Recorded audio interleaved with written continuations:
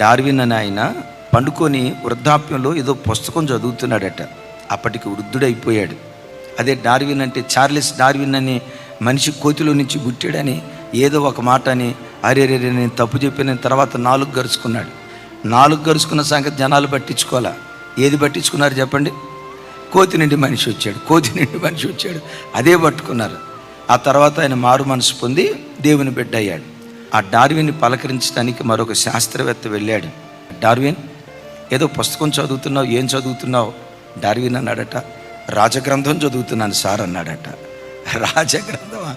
నేను ఎప్పుడూ ఆ పేరేం లేదే. ఏంటా రాజగ్రంథం? ఆ రాజగ్రంథమే పరిశుద్ధ గ్రంథమైనటువంటి బైబిల్. కాకమ్మ కథలు కాదు, చందమామ కథలు అంతకంటే కాదు, అక్షర సత్యం. అందుకనే గ్రంథాలన్నిటికీ రాజగ్రంథం పరిశుద్ధ గ్రంథమైనటువంటి బైబిల్. ఆమేన్.